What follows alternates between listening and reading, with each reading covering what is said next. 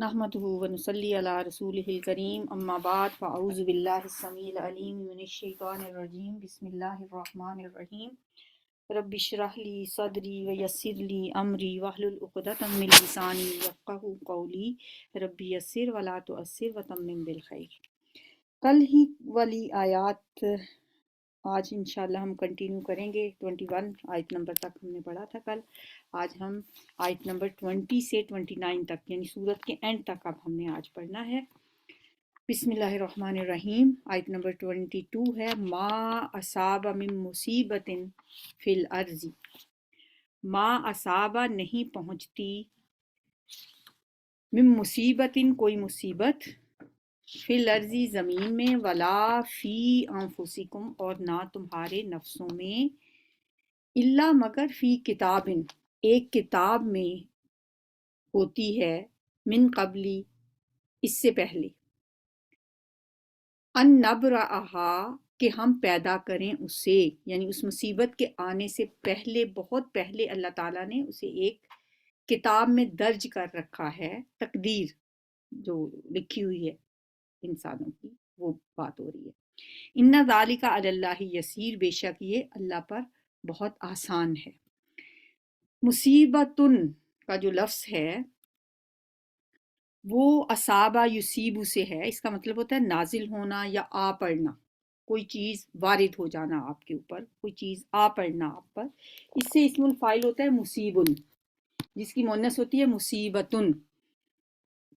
इसके मानी होते हैं नाजिल होने वाली या आ पड़ने वाली चीज़। लुग़वी एतबार से तो हम मुख्तलिफ़ वाक़यात या हादसात या कैफ़ियत जो हम पे जो भी वारिद होती हैं उन सब को मुसीबतुन कहा जाता है। लेकिन चूँकि आम तौर पे ये लफ्ज़ किसी तकलीफ़ दे चीज़ के लिए या किसी नापसंदीदा चीज़ के लिए इस्तेमाल होता है, इसलिए हम तो मुसीबत उसी को समझते हैं जो कोई कोई नागवार बात हो। तो अल्लाह ताला फरमा रहे हैं कि जो भी मुसीबत किसी इंसान को पहुंचती है, जो भी उस पे कोई कोई आसमानी आफात भी हो सकती हैं, जैसे ज़लज़ले आते हैं, तूफ़ान आते हैं, सैलाब आ जाते हैं, और कोई ऐसी मुसीबत भी हो सकती है जो इंसान के अपने नफ्सों में हो, यानी कोई बीमारी हो सकती है, कोई आर्ज़ा लाहिक हो सकता है उसको, कोई हादसा हो सकता है। कोई भी मुसीबत नहीं होती मगर ना इंसान के अपनी जान से रिलेटेड और ना ही ऑन द होल और कोई मुसीबत इंसान पे नहीं आती, मगर वो एक किताब में लिखी हुई होती है। लोहे महफूज पे अल्लाह ने उसे दर्ज कर रखा होता है इससे पहले कि हम पैदा करें उसको। यहाँ ये बात वाज़े कर दी गई है कि दुनिया में कहीं भी इंसान को कोई भी इज्तमाई या इनफरादी कोई भी आफत या तकलीफ जो उस पे आती है, उसके आने से पहले उसकी पूरी तफसील अल्लाह के इल्म में मौजूद होती है। अल्लाह को पहले से पता होता है और अल्लाह के लिए ये कोई मुश्किल काम नहीं है। इन्ना ज़ालिका अलल्लाहि यसीर, ये बात अल्लाह के लिए आसान है। हदीस में आता है कि अल्लाह ने ज़मीन व आसमान के पैदा होने से, ज़मीन व आसमान के बनाने से 50,000 साल पहले तमाम इंसानों की तकदीरें लिख ली थी। तो अल्लाह के इल्म कदीम में हर चीज़ महफूज है। और अल्लाह हमें ये बात क्यों बता रहे हैं? इसलिए लिकई ला तअसौ, ताकि तुम ना तअसौ अफसोस करो, अला उस पर, मा फातकुम जो तुमसे फौत हो गया, यानी जो तुमसे जाता रहा, जो तुम्हारे हाथ से निकल गया। फाता का मतलब सिर्फ फौत होना ये नहीं है कि कोई इंसान ही फौत होता है। कोई भी चीज़ इंसान से जो जाती रहे, उससे चली जाए, उसके लिए ये लफ्ज़ आता है। जो तुमसे जाता रहा, जो तुम्हारे हाथ से निकल गया, ताकि तुम उस पर अफसोस ना करो। बाज़ औक़ात कोई अच्छा मौका हाथ से निकल जाता है, फिर इंसान अफसोस करता रहता है, पछताता रहता है कि अगर मैं ऐसे ये कर लेता इस वक्त, अगर फलां रुकावट ना होती तो ये हो जाता, अगर वो बंदा बीच में ना आता तो ये हमारा फलां रिश्ता हो जाता, या ये कोई कारोबार हमारा हो जाता, या हम फलां घर खरीद लेते। इस तरह इंसान बाज़ औक़ात ना ऐसे सोचों में पड़ा रहता है। तो यहाँ अल्लाह ताला ने बात क्लियर कर दी। अल्लाह ताला ने हमारा मसला ही हल कर दिया कि یہ میں تمہیں بتا دوں کہ کوئی بھی مصیبت، کوئی بھی کام، کوئی بھی جو تم پہ کچھ بھی آتا ہے، اچھا یا برا کچھ بھی، وہ اللہ کے علم میں پہلے سے ہوتا ہے۔ یہ کوئی یوں ہی نہیں ہوتا کہ بیٹھے بٹھائی کچھ ہو گیا، یہ اللہ کے علم میں ہوتا ہے، اور اللہ اس کی حکمتوں کو تم سے بہت بہتر جانتا ہے۔ اللہ کو پتہ ہوتا ہے، اس کے فیصلوں پر انسان کا ایمان ہونا چاہیے۔ اگر یہ ایمان اس کا اللہ کے فیصلوں پہ مضبوط ہو اور اسے پتہ ہو کہ میرا رب میرے لیے کچھ غلط نہیں کر سکتا، تو پھر انسان بڑے سے بڑے نقصان کو بھی بھلا دیتا ہے، سہ جاتا ہے، اور وہ یہ سوچتا ہے کہ اللہ میرے حق میں بہتر ہی کیا ہوگا اللہ نے، اور یہ جو چیز میرے اوپر آئی ہے اس میں میرے لیے کہیں خیر ہی ہوگی۔ تو اللہ کو تو اس کا پہلے سے ہی پتا ہوتا ہے، اور انسان کو بعض اوقات وہ لگ رہا ہوتا ہے کہ یہ میرے حق میں کچھ بہتر نہیں ہوا، لیکن وہ اللہ تعالیٰ نے وہ بھی مسئلہ حل کر دیا۔ سورہ بقرہ کی آیت ہم نے پہلے پڑھی ہے، وَعَسَىٰ أَن تَكْرَهُوا شَيْئًا وَهُوَ خَيْرٌ لَكُمْ، ہو سکتا ہے کہ تم کسی چیز کو ناپسند کرو اور وہ تمہارے لیے بہتر ہو، وَعَسَىٰ أَن تُحِبُّوا شَيْئًا وَهُوَ شَرٌّ لَكُمْ، اور ہو سکتا ہے تم کسی چیز کو پسند کرو اور وہ تمہارے لیے بری ہو۔ وَاللَّهُ يَعْلَمُ وَأَنتُمْ لَا تَعْلَمُونَ، اللہ جانتا ہے، تم نہیں جانتے۔ ولا تفرحوا، اور نہ تم اتراؤ، بما اس پر آتاکم جو اس نے تمہیں دیا ہے۔ واللہ، اور اللہ تعالیٰ، لا یحب نہیں پسند کرتا، کل مختال فخور، ہر ایک تکبر کرنے والے اور فخر کرنے والے۔ اترانا کیوں نہیں چاہیے، تکبر کیوں نہیں کرنا چاہیے؟ کہ اللہ تعالیٰ تکبر کرنے والے اور فخر کرنے والے کو پسند نہیں کرتا، اللہ اسے دوست نہیں رکھتا، اللہ کو وہ پسند نہیں ہے۔ نہ تو اگر زیادہ اللہ نے اسے دیا ہے اس پہ اترانا، ولا تفرحوا، فارحہ سے یہ لفظ ہے، مطلب ایسا خوش ہونا اترانے کے معنوں میں آتا ہے یہ، اور نہ یہ کہ اس کے اوپر انسان تکبر کرے اور فخر کرے، اترائے۔ اور پہلے کیا بتایا تھا کہ کوئی مصیبت اگر آتی ہے تو وہ بھی اللہ کی طرف سے آتی ہے، اس پہ انسان کو صبر کرنا چاہیے۔ یہاں بتایا کہ اگر کوئی خوشی ملتی ہے، اگر اللہ نے کچھ بھی اس کو دیا ہے، تو جیسے مصیبت پہ صبر کرنا چاہیے، اس پہ یہ سوچنا چاہیے کہ میرے رب کی یہی مرضی تھی، اللہ نے تو پہلے سے ہی لکھا ہوا تھا میرے لیے، یہ تکلیف، یہ پریشانی، یہ اللہ نے میرے لیے لکھی ہوئی تھی، اور اس میں میرے لیے کوئی نہ کوئی خیر ہی ہوگی۔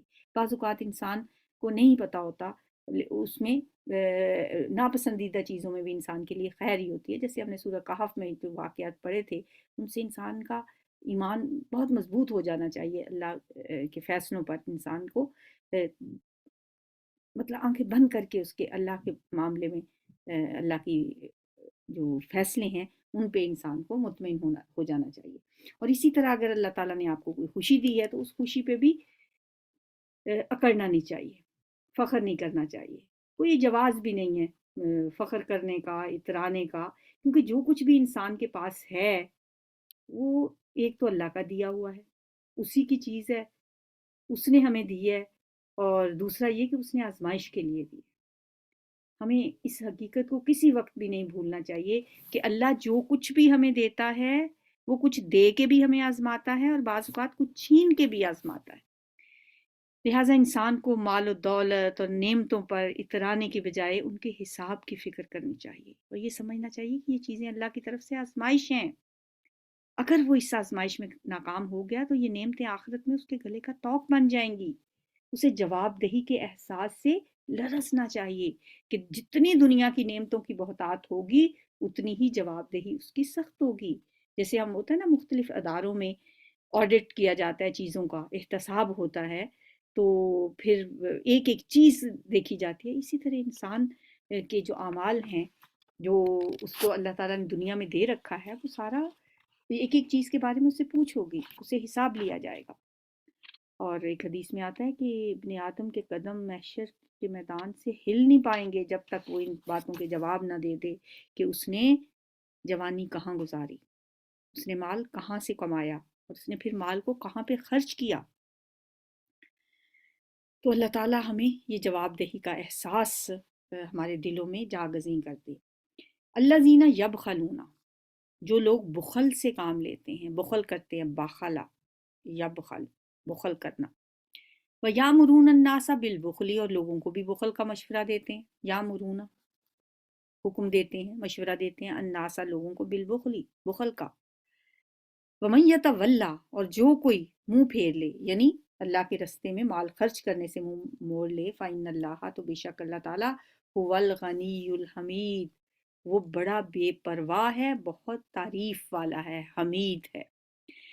जो शख्स भी अपनी दौलत पे इतराता है, वो फिर उसे संभाल संभाल के भी बहुत रखता है, क्योंकि इसी दौलत की बलबूते पर तो उसकी अकड़ कायम होती है।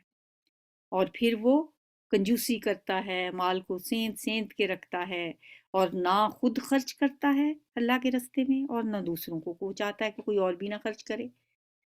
जैसा कि सूरत कौन सी है वो, माऊन है, वला यहुज़्ज़ु अला तआमिल मिस्कीन, तो मिस्कीन को खाना खिलाने की भी दूसरों को रग़बत नहीं दिलाता, और छोटी छोटी चीज़ें दूसरों को देने से मना करता है। व यमनाऊन अल माऊन, तो ऐसे शख्स लोग जो होते हैं वो बुखल से काम लेने वाले होते हैं, और वो बचा बचा के माल रखते हैं, कि दूसरों को भी यही कहते हैं कि ज़रा हाथ हौला रखो, आज अगर बचत करोगे तो कल ये तुम्हारे काम आएगा। तो अल्लाह ताला फरमा रहे हैं कि जो ऐसा करेगा, जो ये रुख फेर लेगा, वो सुन ले कि अल्लाह बेनियाज है, अल्लाह को तो किसी चीज़ की ज़रूरत नहीं, तो गनी है, उसे किसी की ज़रूरत नहीं। कोई ये ना समझे कि अगर वो अपना जानो माल बचा के रखेगा तो ये काम अल्लाह के दीन का काम होगा नहीं, ये काम कोई और कर लेगा।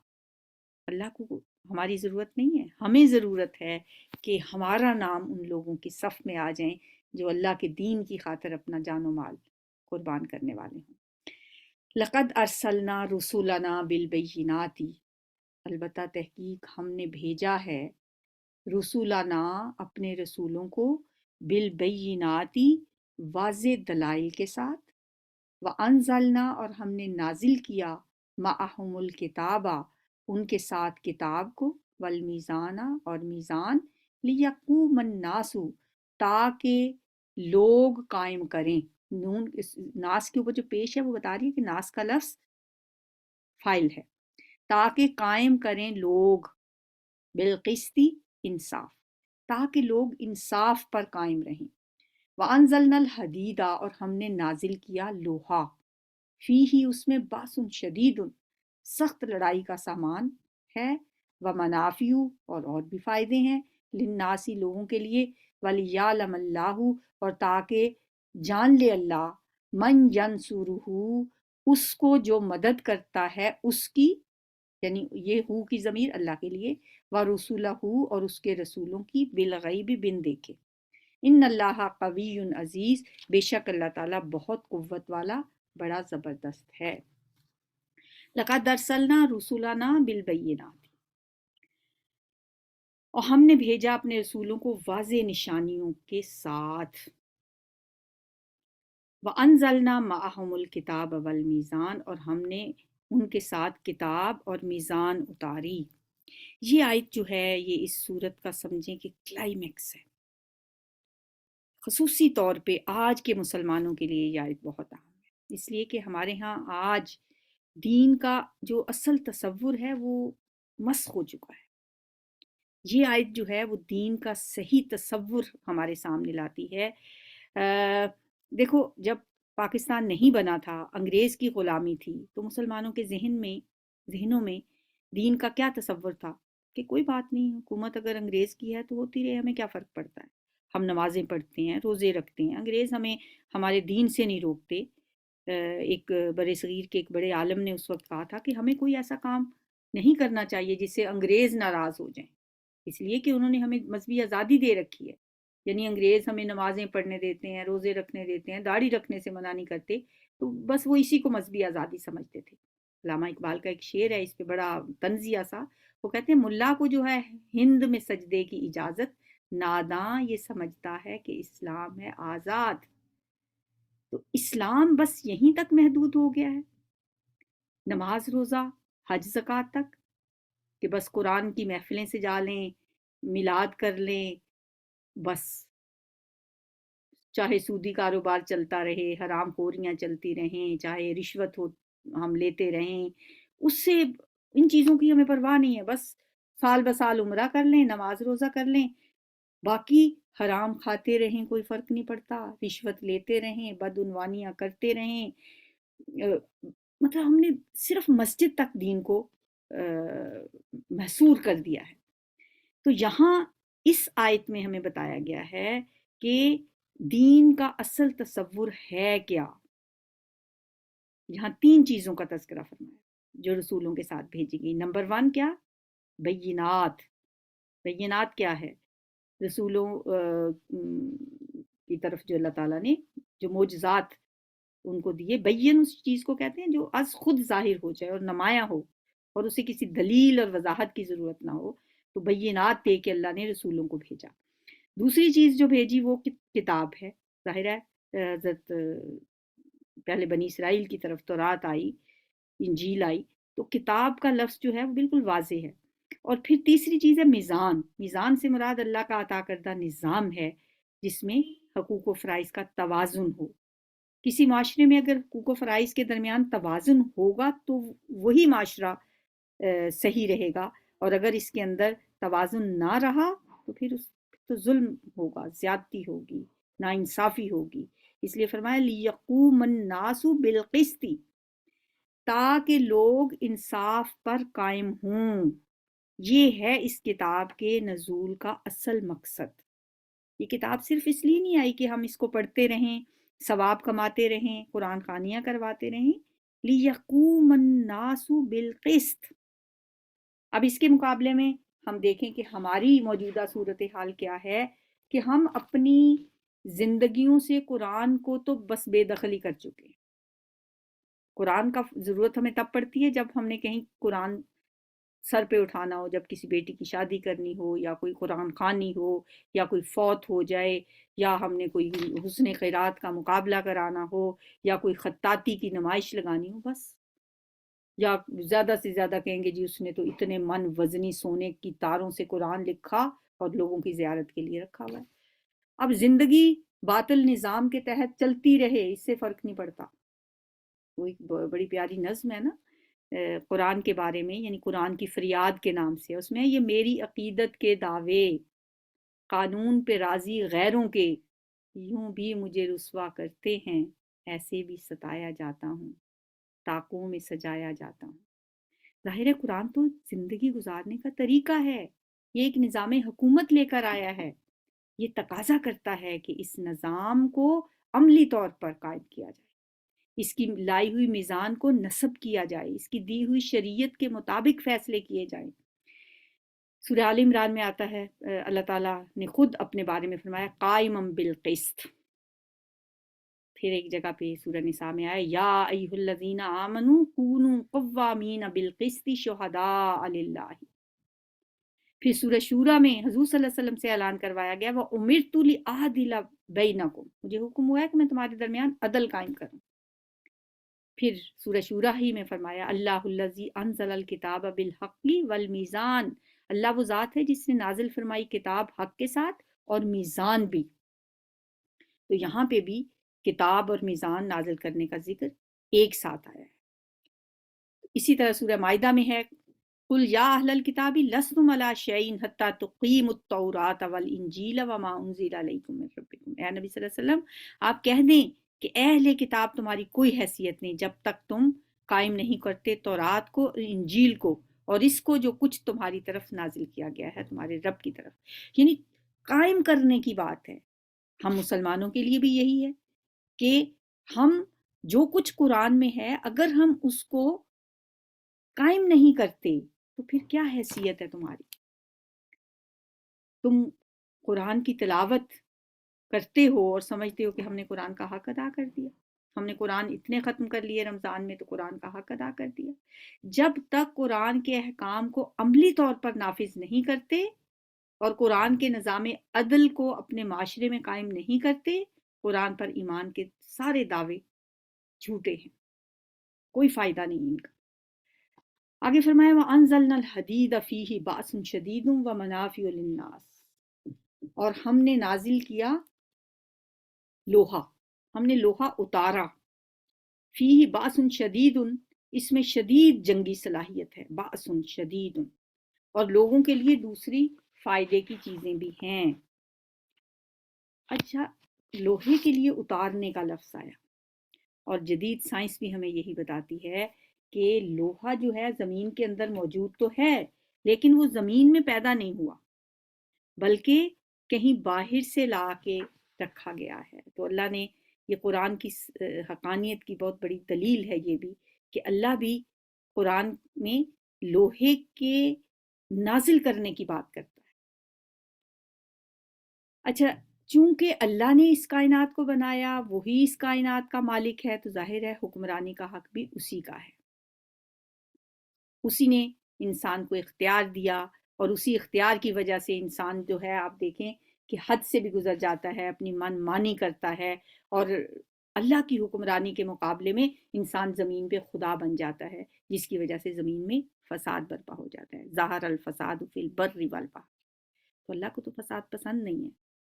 اللہ تو زمین پہ عدل و انصاف قائم کرنا چاہتا ہے، قانون کی حکمرانی چاہتا ہے، اور اسی لیے قرآن میں اللہ تعالیٰ فرماتے ہیں کہ بل نقذف بالحق علی الباطل فیدمغہ فاذا ہوا زاہق، سورہ انبیاء میں آتا ہے کہ ہم حق کو دے مارتے ہیں باطل پر، تو وہ اس کا بھیجا نکال دیتا ہے، اور پھر وہ نیست و نابود ہو جاتا ہے۔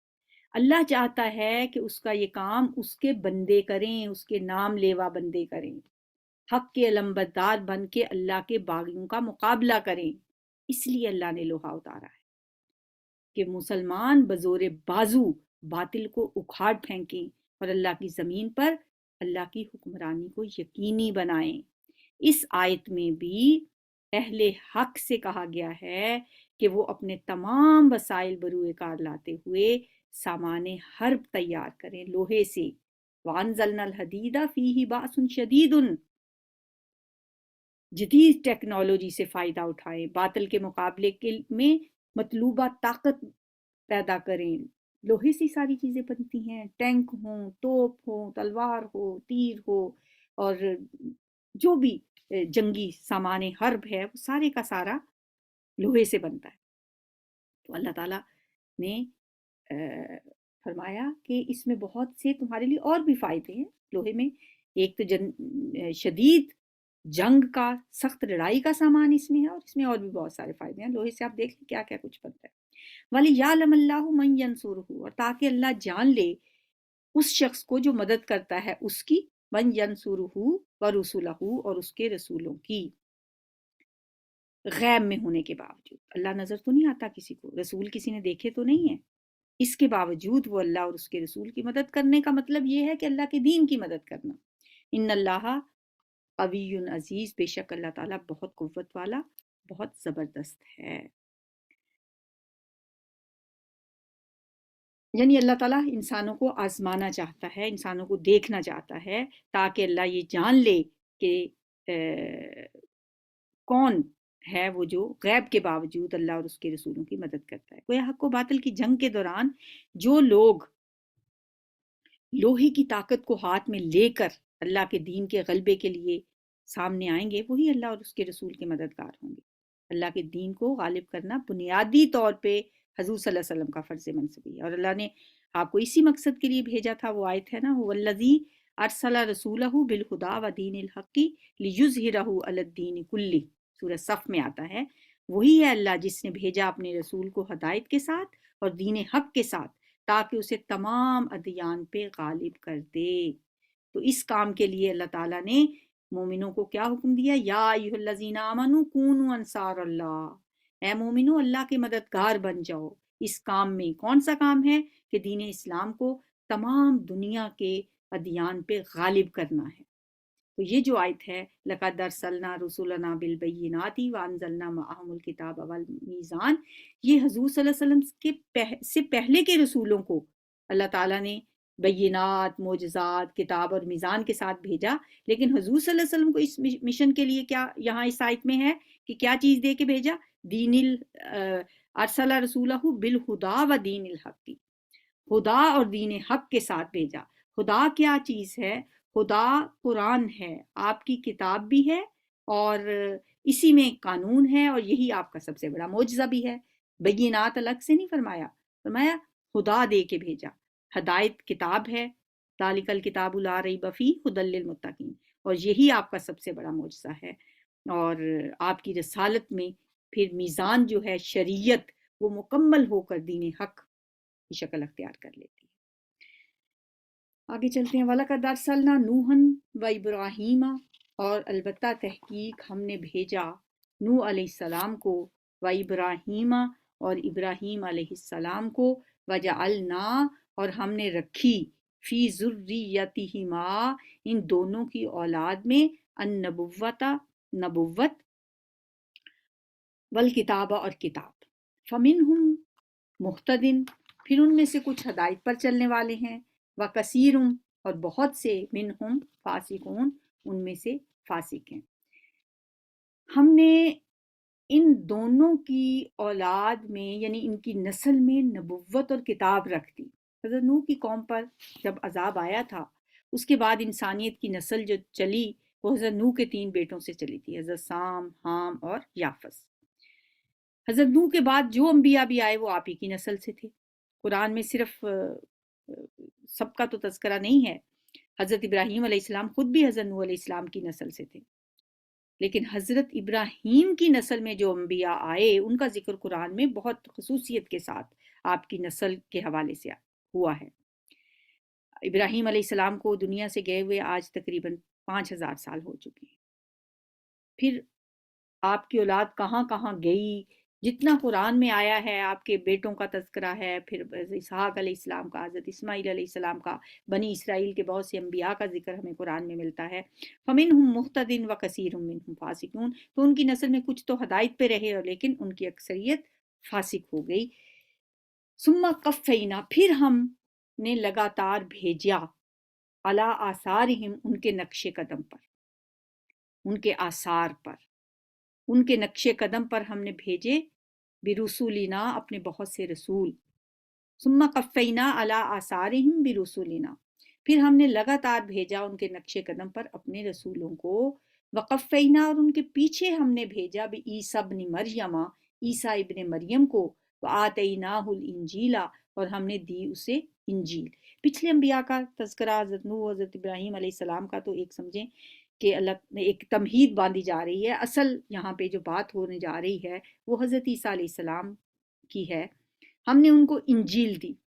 وجعلنا اور ہم نے ڈال دی، فی قلوب الذین ان لوگوں کے دلوں میں، الذین جنہوں نے اتبعوہ ان کی اتباع کی، جنہوں نے ان کی پیروی کی، ہم نے ڈال دی ان کے دلوں میں کیا، رأفتً و رحمہ. رافتن اور رحمت دونوں ملتے جلتے لفظ ہیں. رافت دراصل وہ انسانی جذبہ ہے جس کے تحت کسی انسان کو تکلیف میں دیکھ کر انسان تڑپ اٹھتا ہے. سارے جہاں کا درد ہمارے جگر میں ہے، تو اس کے دل میں ایک ٹیس اٹھتی ہے جب وہ کسی انسان کو تکلیف میں دیکھتا ہے. تو یہ جذبہ جو ہے یہ رافت کہلاتا ہے. اسی لیے وہ جہاں پہ ذکر ہے نا سورہ نور میں کہ ان کو کوڑے لگاؤ زانی کو، تو وہاں پہ کہا ہے کہ رافت کا جذبہ نہیں ہونا چاہیے ان کے بارے میں تمہارے دل میں کہ تم ان کو دیکھ کے تڑپ اٹھو. یعنی یہ جذبہ رافت ہے جس کی وجہ سے انسان کسی کے درد کو اپنا درد سمجھتا ہے. رحمت کا جذبہ انسان کو ترغیب دیتا ہے کہ وہ دوسرے انسان کی تکلیف دور کرنے کے لیے کوشش کرے. تو ہم نے رافت کا جذبہ بھی ڈال دیا اور رحمت کا جذبہ بھی ڈال دیا. کن کے اندر؟ حضرت عیسیٰ علیہ السلام کے ماننے والوں کے دلوں میں. خصوصی طور پہ اللہ نے ان کو رافت اور رحمت کے جذبات سے مزین کیا تھا. اس کی وجہ شاید یہی تھی کہ حضرت عیسیٰ علیہ السلام خود بھی مزاج کے اعتبار سے بہت نرم دل تھے، رقیق القلب تھے. آپ کے اندر سختی نہیں پائی جاتی تھی. یہ آپ کا خصوصی پہلو ہے. نبی صلی اللہ علیہ وسلم خود بھی بہت نرم طبیعت تھے، اور قرآن میں آتا ہے وَبِالْمُؤْمِنِينَ رَءُوفٌ الرَّحِيمٌ، آپ مومنوں پر بہت شفیق اور رحم کرنے والے ہیں. وَرَهْبَانِيَّةً اور رہبانیت. رہبانیت کیا ہوتی ہے؟ ترک دنیا. نبتدعوها انہوں نے خود ایجاد کر لیا تھا اس کو، یہ بدعت انہوں نے خود گھڑ لی تھی.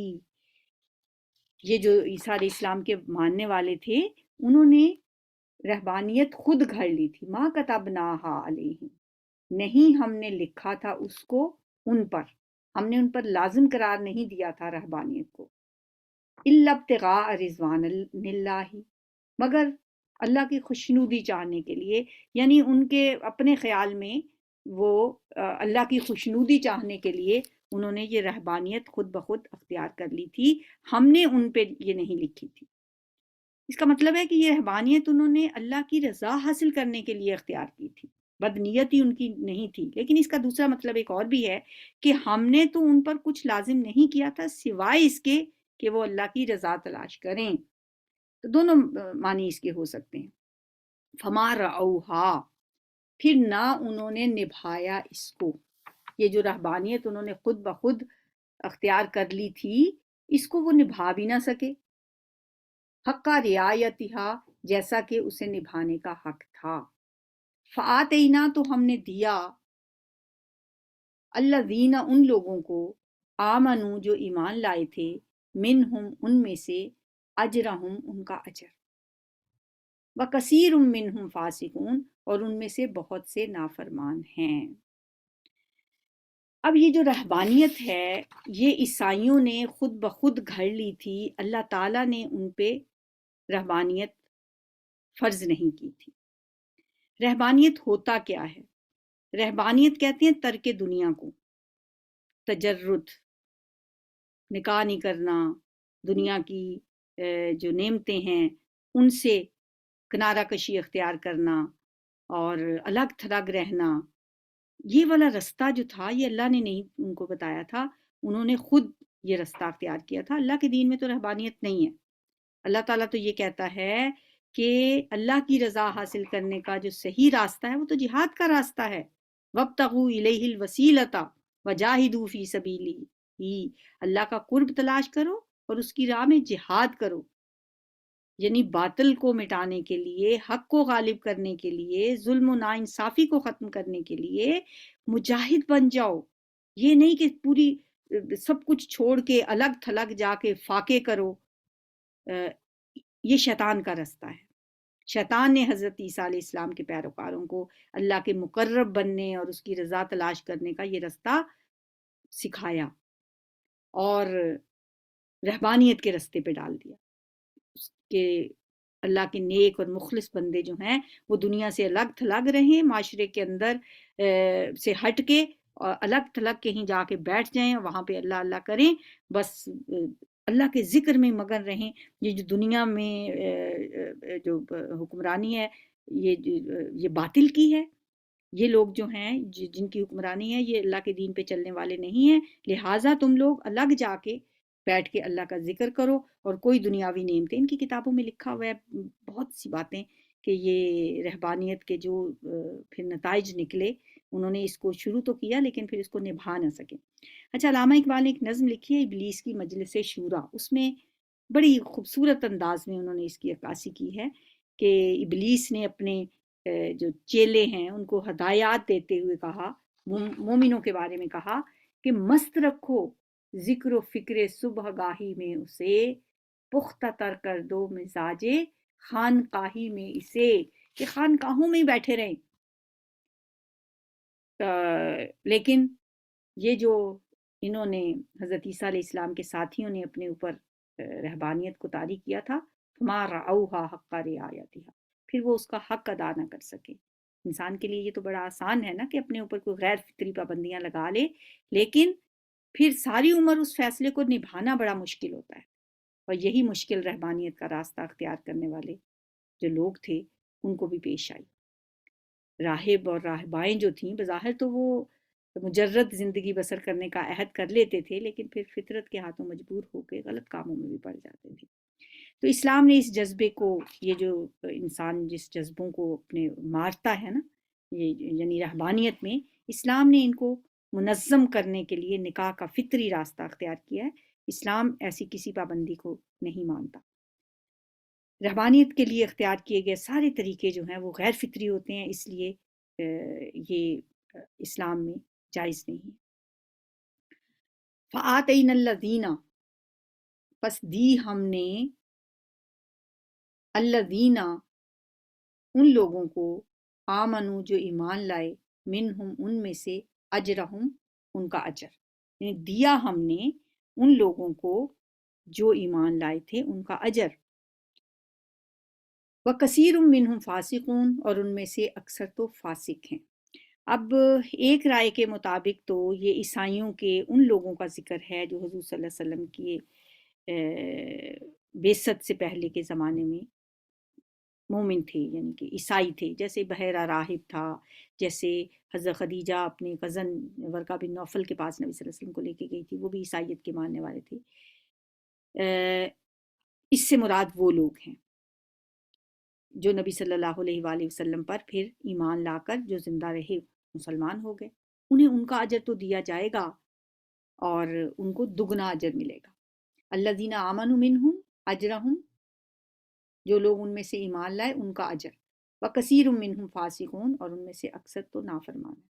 یا ایھا الذین آمنوا اتقوا اللہ، اے لوگو جو ایمان لائے ہو اللہ سے ڈرو، اللہ کا تقوی اختیار کرو، وآمنوا برسولہ اور اس کے رسول پر بھی ایمان لاؤ۔ یہاں پہ بھی اس کی تفسیر بھی دو طرح سے کی گئی، ایک تو یہ کہ یا ایھا الذین آمنوا کا خطاب نبی صلی اللہ علیہ وسلم کے ایمان لانے والوں مراد ہیں، اس سے مسلمان مراد ہیں، لیکن بعض کہتے ہیں کہ اس سے مراد وہی لوگ ہیں جو پہلے حضرت عیسیٰ علیہ السلام کے ماننے والے تھے، پھر وہ ایمان لائے، ان سے کہا جا رہا ہے کہ ایمان لاؤ اس کے رسول پر۔ یوتکم کفلین من رحمتہ، وہ دے گا تمہیں کفلین دگنا اجر من رحمتہ اپنی رحمت سے، ویجعل لکم نورا اور وہ کر دے گا تمہارے لیے روشنی۔ وہ نور بھی ہو سکتا ہے جو پل صراط پہ ہوگا، اور اگر اس سے مراد نبی صلی اللہ علیہ وسلم کی امتی لیا جائے تو پھر آپ کی اتباع کرنے سے جو روشنی ملتی ہے وہ مراد ہے۔ تمشون تم چلو گے بھی اس کے ذریعے، ویغفر لکم اور وہ بخش دے گا تمہیں، واللہ غفور الرحیم اور اللہ تعالیٰ بخشنے والا رحم کرنے والا ہے۔ یعنی اگر تم نبی صلی اللہ علیہ وسلم پہ ایمان لاؤ، چاہے وہ آپ کے صحابہ کو کہا جا رہا ہو، چاہے ان عیسائیوں کو جو پہلے حضرت عیسیٰ علیہ السلام پہ ایمان لائے تھے، دونوں صورتوں میں اس آیت کا مطلب یہی بنتا ہے کہ پھر اللہ ایک تو تمہیں دگنا اجر دے گا اور دوسرا تمہارے لیے نور مہیا کر دے گا کہ جس میں تم چلو گے، تاکہ نہ اللہ تاکہ نہ جانے اہل کتاب، یہاں پہ جان لے اہل کتاب ہے لیکن اس معنی کے روح سے اس کا مطلب بنے گا تاکہ نہ جانے اہل کتاب کہ نہیں وہ قدرت رکھتے کسی چیز پر اللہ کے فضل میں سے، یعنی کہ عیسائی یہ نہ سمجھیں کہ اللہ کے فضل میں سے ہمارے لیے کچھ نہیں ہے، وَأَنَّ الْفَضْلَ بِيَدِ اللَّهِ اور بے شک فضل اللہ کے ہاتھ میں ہے، یُؤْتِیہِ مَن یشاء وہ دیتا ہے اس کو جسے چاہتا ہے، واللہ ذو الفضل العظیم اور اللہ تعالیٰ بڑے فضل والا ہے۔ یعنی کہ یہ کہنے کا مطلب یہ ہے کہ عیسائی یہ نہ سمجھیں کہ نبی صلی اللہ علیہ وسلم کے آنے کے بعد اب ہمارے لیے کچھ نہیں ہے، تاکہ نہ جانے اہل کتاب، یہ نہ وہ سمجھیں کہ ان کے لیے اللہ کے فضل میں سے کچھ نہیں ہے۔